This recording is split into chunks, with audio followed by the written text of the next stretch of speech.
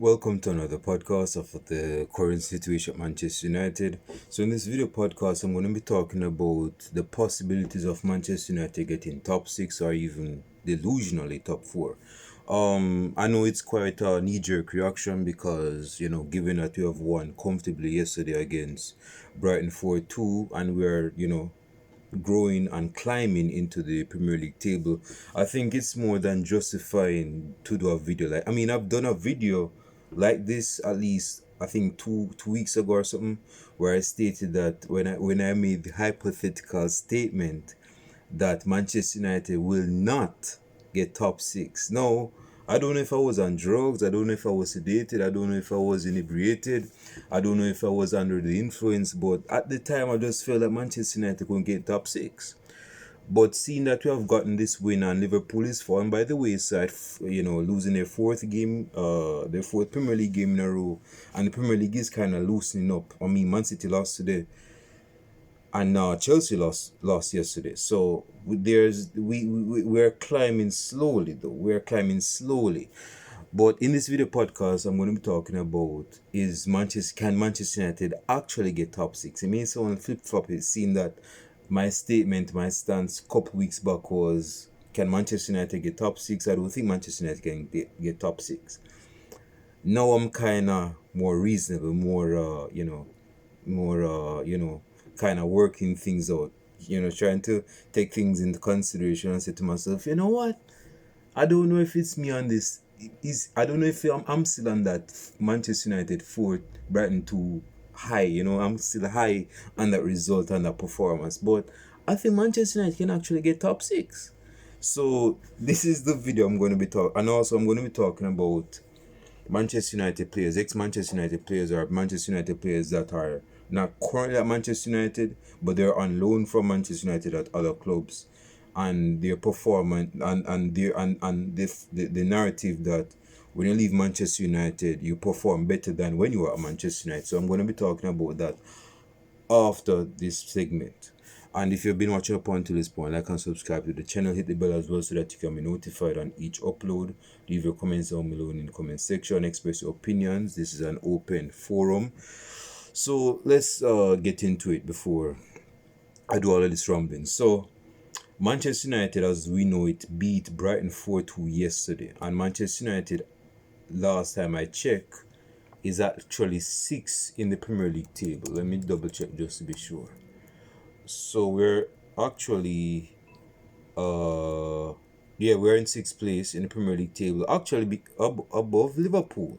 Yeah, we're actually above Liverpool.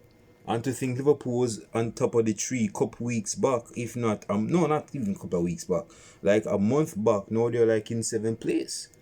So it goes to show, so the Premier League is very erratic, man. I have Arsenal in the Premier League table, at the top of the Premier League table.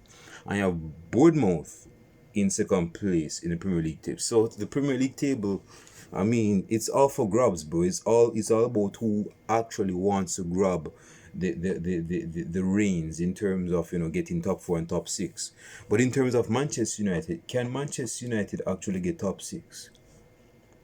Let's think about, let's not just talk off our head, just let's actually think about it. If Manchester United continues the way they were playing yesterday against opponents at home or even away from home, of course when you're away from home you have to play with some pragmatism, so you have to be tactful in terms of how you play. You don't want to go all out guns blazing away from home and get trash.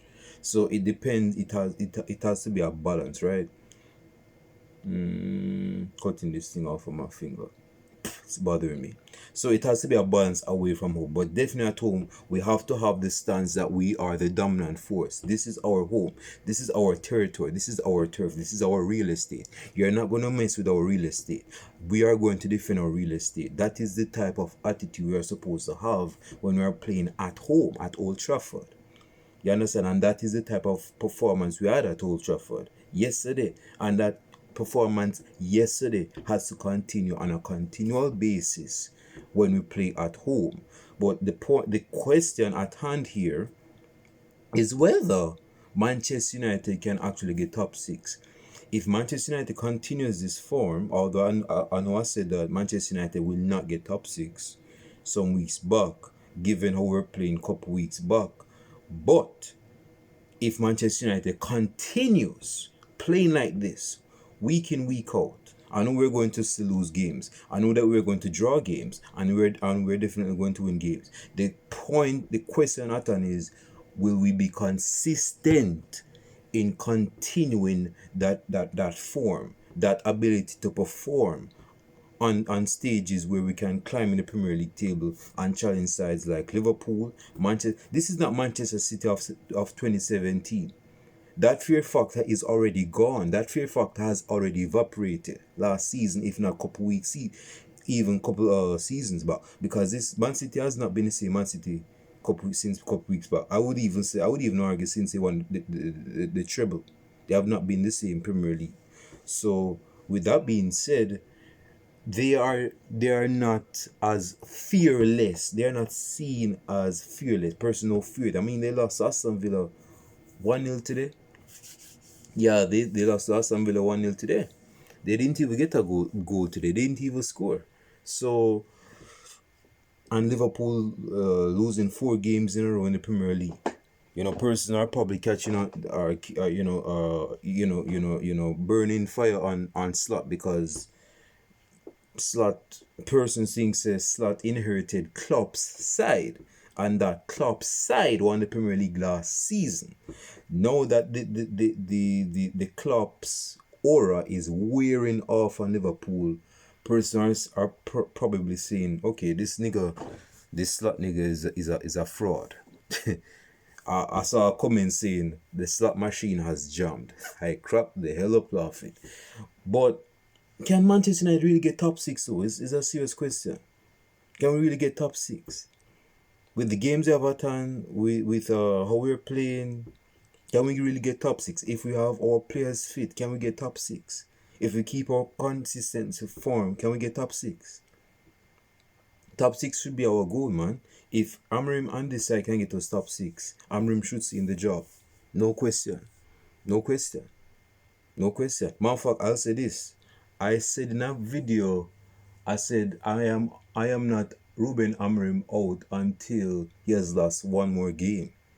I said that. I said I am not Ruben Amorim out until he lost one more game or 2 more games before October finishes.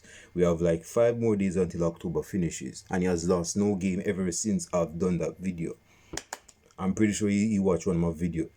I'm pretty sure he watched that video, and he took the hour to say, okay, Manchester United is saying if I lose one more game, even one digga more game, he's gonna not support me. And boy, I need to support him because he has a good amount of support, this and that. So I'm pretty sure he took that personal, as he should.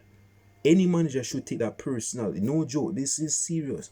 If you're losing games, if you're not having the best form, if you know say I don't have the best morale, you have to go dig deep. You have to go pull up your socks and get the win you need to get. Because this type of game is a cutthroat game. If you go mess up, you get sacked. It doesn't matter if the players play crap. It doesn't matter whatever else happens. You're going to get the blame for it. As I've said before, and I'm going to say it again. It's better to go sack one manager than to go sell 11 players. That's the policy of any club. Is me. They'll give you the $12 million after they go sack you than to go sell the 11 players that you played and lost in the game that you lost. But Manchester United can really get top 6 though. If you deep it, Manchester United can really get top 6. If you see Bournemouth getting, sides are... listen, the Premier League right now is very erratic. When I say erratic, I'm pretty sure you guys know erratic. But if you don't know what erratic means, it means it's up and down. It's unstable. Like it fluctuates. That's the best word to use. It fluctuates. Like, for example, your weight fluctuates.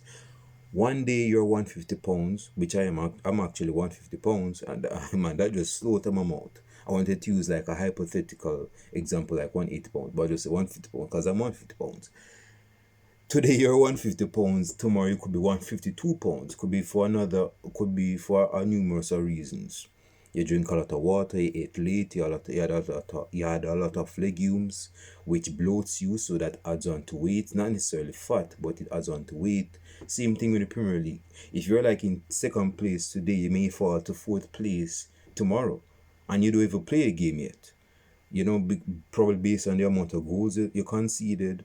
You said you concede more goals than you actually score. Maybe you score, yes, you played less games than the actual side that passed out. So there's a lot of things at play here. What I'm saying is that all across the board, when everything is said and done, when persons put on the shovel, can Manchester United actually get top six? If the players are fit, can Manchester United get top six? If Ruben Amorim goes settle down with the system, and the system is working with the players in the system, can we actually get top six? Leave your comments down in the comment section. Let me know your thoughts in the comment section. I believe Manchester United can, if we stick. Listen, if we stick to how we're playing right now, how we played against Brighton, hell, even how we played against Liverpool. If we go stick with how we play, we can actually, climb in the Premier League table and maintain a top six position. We may not get top four, but if we get top six, I'll work with a top six. Given how the criticism person talking about, oh, Amorim is going to relegate this club if he gets a full season, or Ruben Amorim, this and that, whoa. If he go get top six and prove them wrong, he deserves to stay in his job. You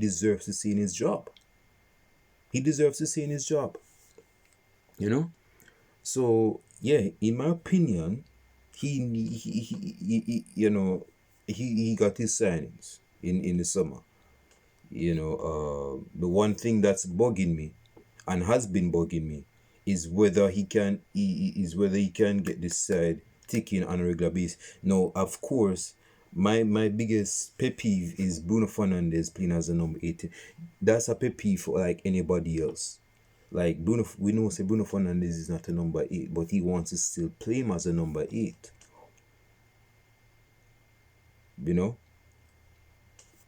If he can turn water into wine with Bruno Fernandes, playing very well as a number 8, that is yet to be seen, then good.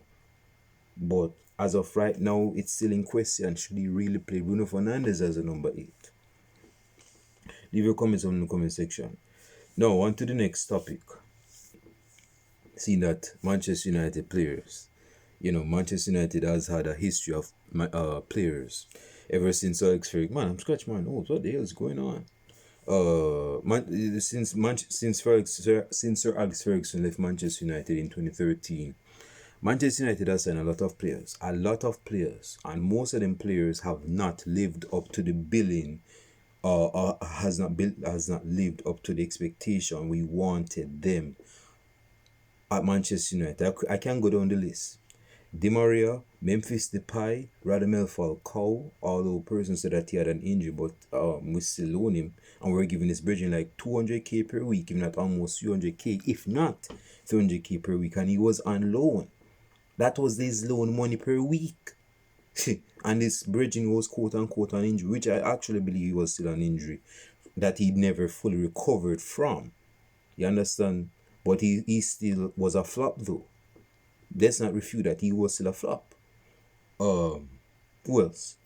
So I said Depay, Di Maria, Falcao. Who else came? And I mean Sancho, Alexis Sanchez, Alexis Sanchez. There's been I can't go down the list, man. There are a lot of players.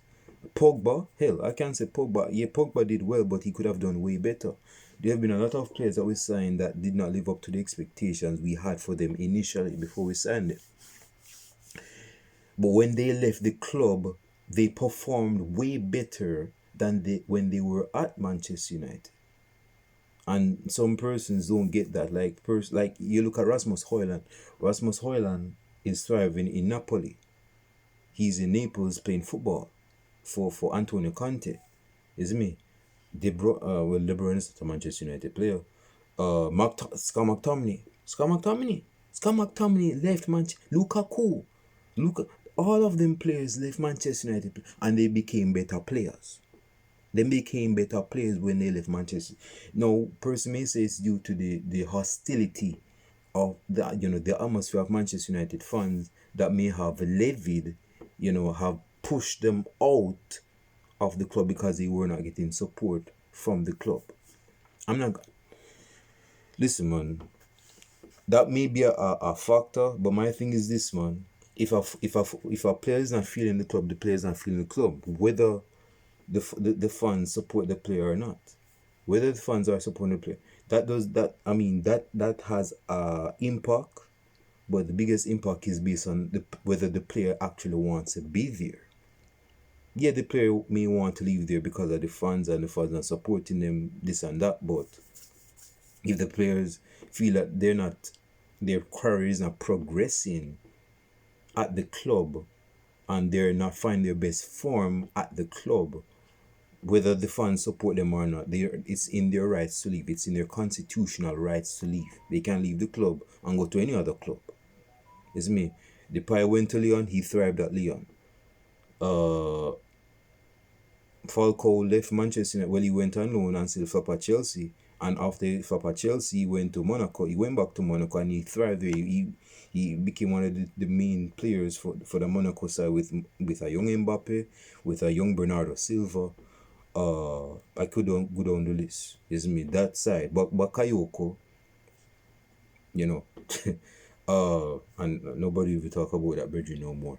But yeah, there are players that have left Manchester United and person are saying, how is it that players that have left Manchester United play better when they left Manchester United at their new club? So what's that about? This is my theory.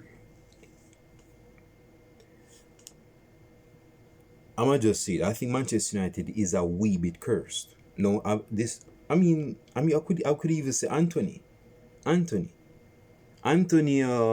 went on loan this year from January to May, and his impact at Real Betis was better than any impact he has made for the 2 years he's been at Manchester United. Now, given that it's a different league, but at the same time, person were not expecting this brethren to perform the way he performed when he was at Betis for the 6 months he was there at Betis. They did not expect that.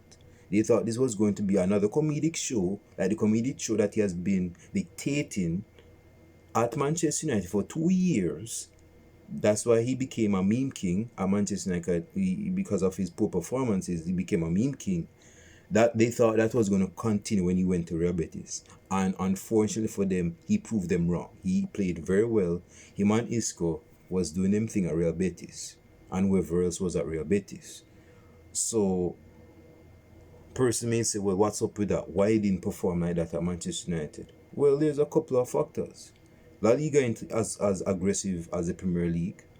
La Liga ain't as fast as the Premier League. It may be more tactful, tactical than the Premier League. The Premier League is more physical than La Liga, and they have more space. They're not going to press just like that, like in the Premier League. So he's going to have more time on the ball.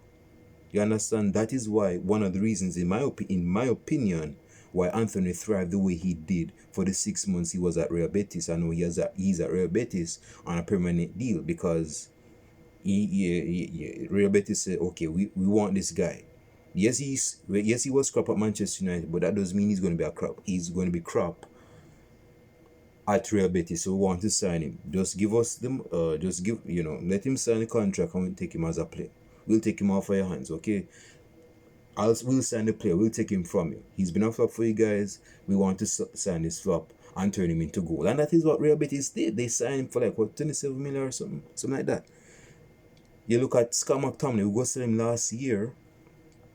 Some person were not happy when we actually sold Scott McTominay. Personally, even for me, I'm not the biggest fan of Scott McTominay, but I said Scott McTominay is a force to be reckoned with if we keep him on the bench and use him as a bench player as impact in the second half. Because my thing is, Scott McTominay has been misprofiled for 6 years, ever since he came out of the youth academy. There have been rumors that he started as a striker. Persons said that he was a striker before he actually went in midfield and played defensive midfield. And Jose Mourinho gave him his debut in midfield. So persons thought, okay, this guy's a midfielder, but he's slow as a midfielder. He's just like a slow Marwan Fellaini. But he has been misprofiled because even when he was playing midfield, we've seen his brethren score goals.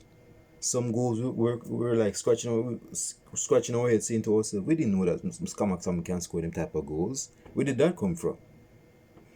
Like what's up? Like where did that come from? Like that.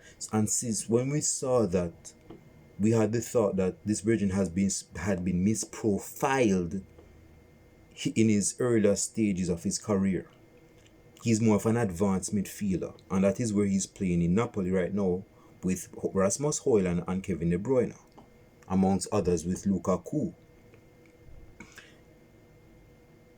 Speaking of Lukaku, staying with Lukaku, going to Lukaku. Lukaku has been a Premier League striker, Premier League proven striker. We signed him. Well, the thing is that we signed him, but he was not our best bet. Our best bet was to sign Morata, but Morata went to Chelsea. Yeah, Morata chose Chelsea because they just won the Premier League, so we would want to go to Premier League champions, and we signed Lukaku as a plan B. So that is what happened. And Lukaku in his first season got 27 goals. He didn't play that bad. He scored goals. In his second season, this Belgian got blow up. Tambo say, "Oh, you know, I'm building muscle." And here this Belgian as if he needed more muscle. Oh, I need to build more muscle for the World Cup in 2018, and that is why I'm bulking up. Dude, you're already bulk. What the hell are you talking about? What more bulk physique do you want? Why you want to be the next Mark Henry? What's up with that? You're already big. You're not that mobile, for one, and you're not that flexible, and you want to go add on more weight. If you want to eat more food, then say that, but don't say you want to bulk up for no World Cup. You don't need to bulk up for no World Cup. You're already big. You're a striker. See, I'm acting as if I'm some doctor, but I know about metabolism. I know about body types, right? And my guess is that Lukaku is the type. Is that type? He has the body type of the person that gains muscle quickly. Muscle is weight. Weight can equate to fat, muscle, or water weight. So even if you go eat more food, you can gain fat like that, and we have seen that. Maybe he can lose weight fast, and he can gain weight fast. Like he's a mesomorph. He's like in that mesomorphic area. You understand? But especially didn't need to bulk up for the World Cup, and that is why he flopped the next season. That is why, That is why. And when Ole Gunnar Solskjaer came in, he tried to employ two strikers, Martial and Rashford, and Lukaku, with Lingard as the number 10, or the false 9, somewhere thereabout. And it worked for a bit, but, seeing that Ole didn't want Lukaku as one of his strikers, he sold him. Yeah, he sold him. And he went to Italy, enjoyed Italian food, go lose weight, and he continued to score goals in Italy. So it's not that I wouldn't even say Lukaku flopped at Man United, but he didn't live up to the expectations we had for him. He did decent, but he didn't live up to the expectations we had for him. And you see that he still thrived. He flopped at Chelsea when he went back to Chelsea, but he's still scoring goals in Italy. Yes, the Serie A is way slower than the Premier League. We know that, and that is probably why. And this is no hate, by the way. That is probably why Scott McTominay is thriving. The league is actually making this brethren look like Zidane. And if the league is making this brethren Scott McTominay look like Zidane, who never played like that in his life at Manchester United, that's very telling. And again, this is no hate for McTominay. I'm very happy that he's thriving in the Serie A. I mean, you have to find out where it's suitable. It's me. You have to find where fitting, and he fits in this Serie A. McTominay misprofiled. He plays when we play more attacking wise, he score goals. We saw it a couple seasons back. He scored goals, crucial goals. Hell, I can remember the brace he scored against Bedford Brentford at home when we were losing 1-0 and come off of the bench and go score 2 goals and go win the game. Just like that. We saw his goal scoring instincts in 2023 at the back end of 2023, the 2024 season. I mean in the 2023 and the 2024 season, and after that season we go selling. For whatever reason we go selling. Some person didn't want him to be sold. Like me, I didn't want to sell Scott McTominay because I felt he was being misused. If he was used properly and more efficiently in the attack, then he would have thrived. Not as a starter, but someone to come off the bench if things are not going our way. Just like we use Fellaini. We can't start Fellaini in midfield. Fellaini is not a midfielder. And that is the biggest myth that Man United fans had of him. Even when he was at Everton, Fellaini, listen, it doesn't matter if on paper Fellaini starts in midfield. If you look at the heat map, he's not playing in midfield. This version is in the box. Him and Tim Cahill and Luis Saha and whoever else is up there is in the box with Steven Pienaar and whoever else is playing forever. They're in the box. He's not playing in midfield. He's not a midfielder. So yeah, that is one of the reasons why. I mean, I'm not going to get on Fellaini because I haven't kept up with Fellaini ever since he left Manchester United. Look at Rasmus Højlund. He left Manchester United. He scored goals. He's still scoring goals. Like I said, Serie A is slow, and don't be telling me, oh, he's scoring goals in Champions League, but Champions League, so the Champions League is not slow. Maybe the opponent is not as good as the Premier League sides that play aggressive football week in, week out, but let's give credit where it's due. He's scoring goals in the Premier League, in Serie A and the Champions League. Yes, he's not on Haaland level. He's nowhere near Haaland's level. But if you play to him, if you play to his strengths, he's going to score goals. And we're seeing that with Kevin De Bruyne assisting him. He just needs to make the runs and have composure and finish the chances he's given. But the question still stands. Why is it Man United players leave Manchester United and they thrive after leaving Manchester United? It's just like leaving a toxic ex. You leave a toxic ex, the toxic ex was having you on a leash. The toxic ex was mistreating you. The toxic ex had you, doing things for them, things that you didn't want to do for them. The toxic ex. First, you couldn't say the Manchester United is a toxic ex. You leave Manchester United, you're going to thrive. You're going to be more happy. You're going to be more happy with your lifestyle because it has improved ever since leaving Manchester United. That could be true. I mean, Manchester United has killed careers. That's another opinion that has been stated for like a good amount of years now, that Manchester United kills careers. And you know what? I wouldn't say they kill career, but they have stalled and they have halted the progress of person's career. I'm not going to say kill, because to imply that to kill a person's career mean that they went at an all-time low after being at a club where they were thriving, and they're not doing what? They're not even doing crap at Manchester United. In some and even after them leave Manchester United, they're not this. They don't reach the levels as where they were before they went to Manchester United. So you could imply that Manchester United in that instance killed their career.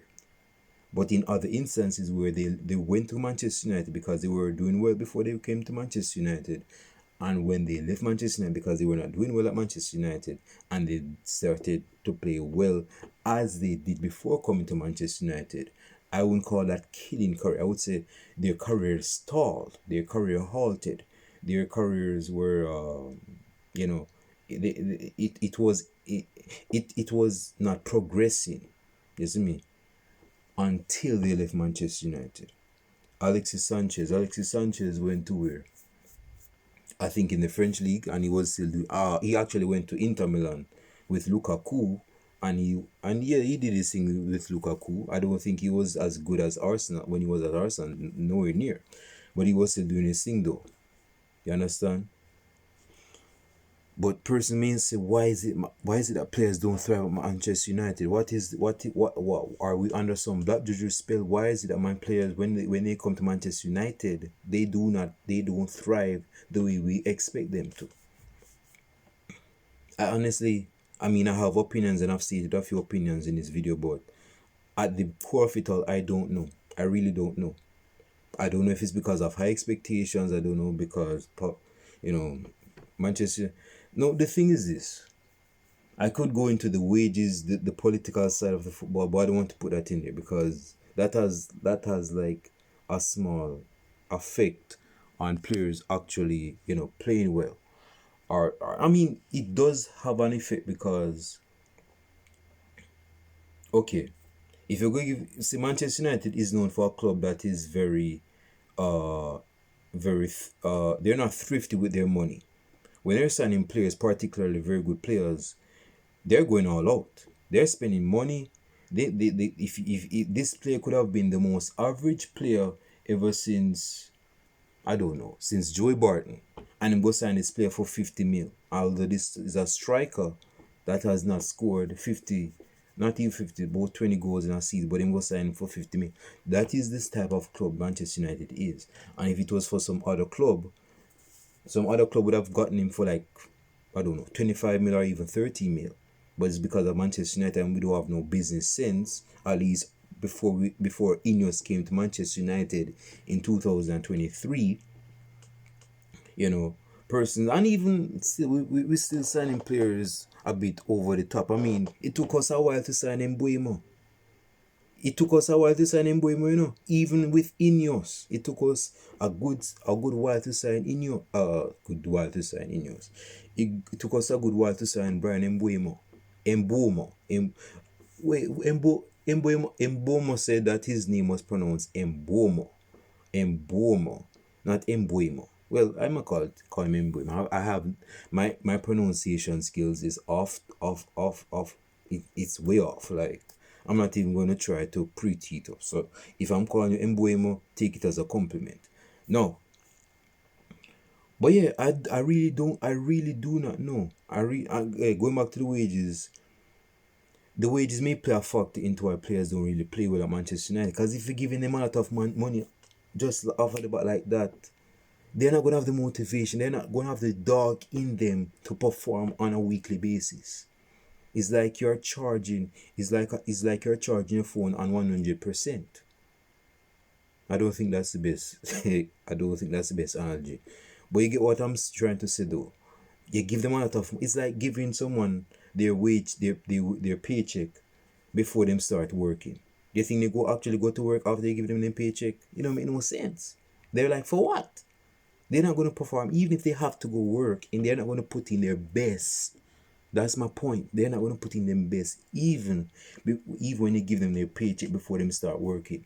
Because they're like, what the hell? Why would I even go to work? I even want to work the way I used to work, and I just got my paycheck before I start working. It make no sense. I mean, I got my money. What the hell? So that could be a factor, but I don't want to get into that factor. But the question at hand is, why is it that Manchester, there are players that have come to Manchester United, flop at Manchester United, and when they leave Manchester United, they started to thrive after leaving Manchester. There's a lot of things at play. There's a lot of reasons. Could have been the weather, whether or not that's a factor. I'm gonna put the weather as a factor. There's a lot of players, they don't like Manchester United weather.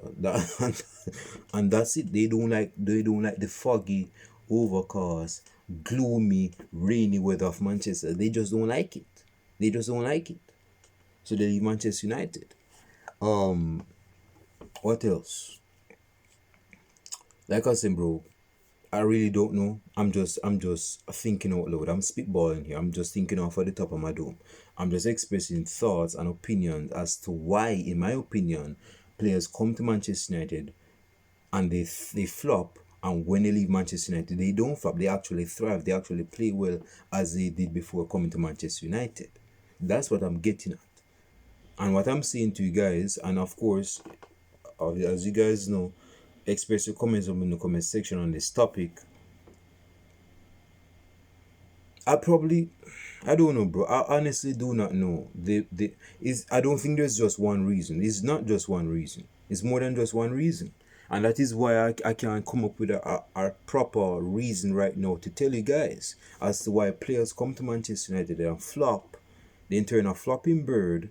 But when they leave Manchester United, they start playing the best football ever since.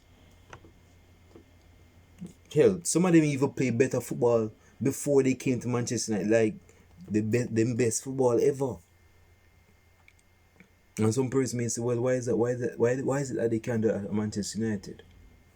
Here's another reason: is the system. The system that is implemented by the manager is one of the reasons that Manchester United certain players don't thrive. Just because a player is good doesn't mean they thrive in any system. No, you have different type of players. You have players that are system players, players that only thrive in systems, and you have players that thrive system in or system out. They don't need a system to thrive.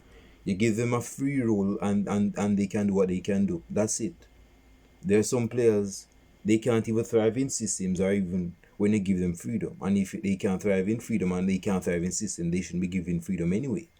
You understand? So there's a lot of things that play as to why players come to Manchester United and they just don't cut the cake for Manchester United. There's a lot of reasons at play here. There's not just one reason. There's not just one reason. If you have any reasons, leave your comments below in the comment section. If you have any reasons, leave your comments below in the comment section. Yeah, man. I don't want this video to be long, so I can just start rambling, but I just hope that our signing Sesko doesn't fall into that category. Mbeumo is thriving, Kuna is thriving, Euro is thriving, although we signed him I think early we actually signed him, was it, yeah, we signed him last year. Yeah, we signed Leniero last year under Eric Ten Hag. Yeah, but Leniero is doing good. So I just want that to continue. And Lemens, the goalkeeper, is doing good currently. So I want that to continue. I do want Manchester United to have this reputation of killing and stalling players' progresses and not making players thrive. Comment down in the comment section, like and subscribe to the channel. Of course, going back to the first point, what's my first point again? I actually oh yes, can Manchester United actually get top 6? I believe that Manchester United can actually get top 6 if, keyword if, we continue to play how we played yesterday against Brighton and even how we played against Liverpool. If we consistently stay and play that type of football against sides away from home and at home, definitely especially at home, we can get top 6. Yes, we can get top 6.